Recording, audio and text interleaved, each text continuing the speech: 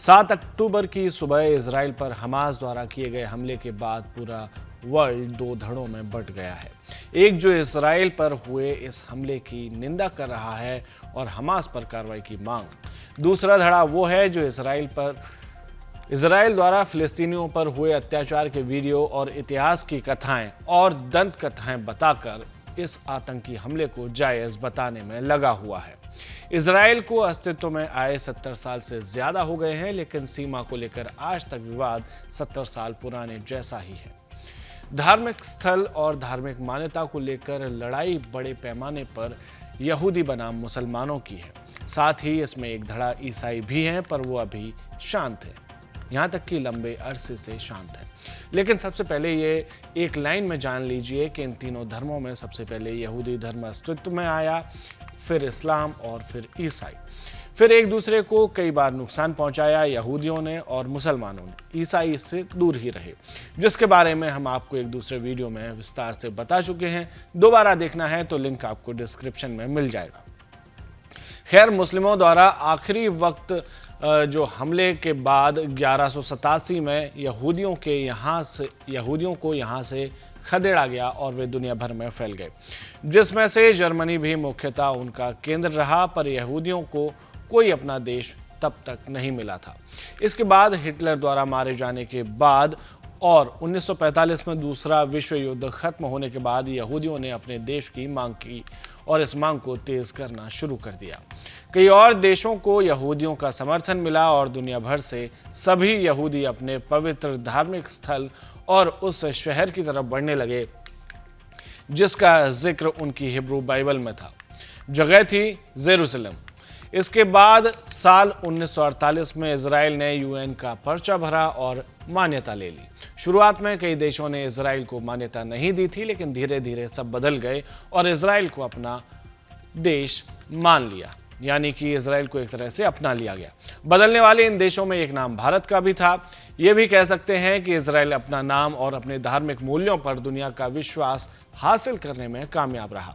लेकिन दूसरी तरफ फिलिस्तीन का क्या हुआ, वो समझने के लिए मैप देख लेते हैं। स्क्रीन पर 4 अलग अलग नक्शों के जरिए समझेंगे। इसमें नक्शे में पहला जो हिस्सा दिख रहा है उसमें 1945 तक के फिलिस्तीन को दिखाता है। उस दौरान यहूदी अपने अलग देश की मांग कर रहे थे। तब हरे रंग वाला जो हिस्सा है पूरा फिलिस्तीन का हुआ करता था। नेचर जर्नल के मुताबिक साल 1900 में फिलिस्तीन के भूभाग पर मुस्लिमों की कुल आबादी थी 1,74,606, जो 1940 में बढ़कर 4,88,600 पहुंच गई थी। साथ ही यहाँ पर कई यहूदी पहले से रह रहे थे, पर ये सब तेल अवीव के पास ही रहते थे, जिन्हें जेरूसलम में आने नहीं दिया जाता था। यहाँ तक कि उनके प्रवेश पर भी मनाही थी। गलती से या फिर पर्यटन के नाम पर आ भी गए तो उस विवादित 35 एकड़ के हिस्से में तो घुसने नहीं दिया जाता था, जहाँ पर मुसलमानों और यहूदियों के धार्मिक स्थल एक साथ पास पास बने हुए हैं, या यूं कहें कि एक दूसरे के ऊपर बने हुए हैं।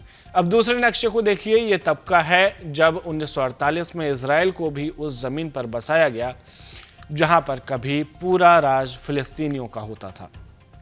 इससे मुस्लिम आबादी 3 बड़े भागों में बंट गई। सबसे पहले गोलान हाइट्स वाला इलाका जो सीरिया के कब्जे में था, जॉर्डन के पास वाले इलाके जिसको वेस्ट बैंक कहते हैं वो, और तीसरा गाजा पट्टी वाला हिस्सा। ये हिस्से फिलिस्तीन के रहे। साथ ही इजराइल भी 3 हिस्सों में बसाया गया, लेकिन जेरूसलम और धार्मिक स्थल वाले उस 35 एकड़ का कंट्रोल मुस्लिमों के पास रहा।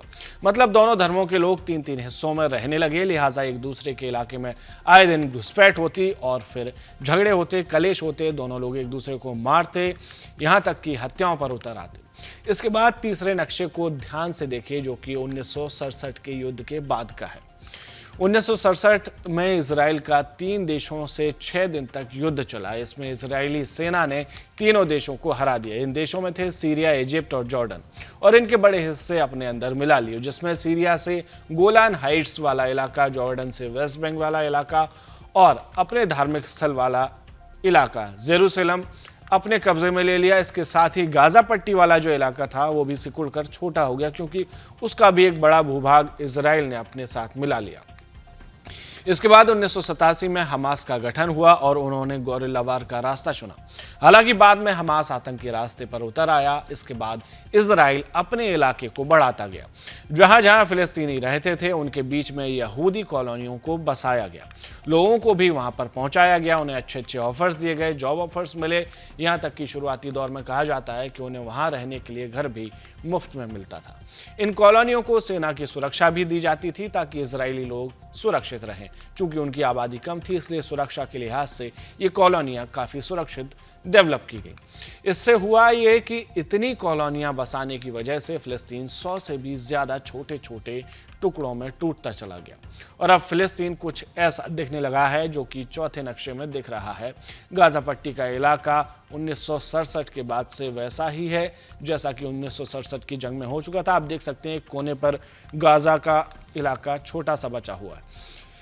चौथे नक्शे को ध्यान से देखेंगे तो उसमें समझ आ रहा होगा, आपको दिख रहा होगा कि आज का फिलिस्तीन और इजराइल, अब फिलिस्तीन 100 से भी ज़्यादा छोटे छोटे टुकड़ों में बिखर चुका है।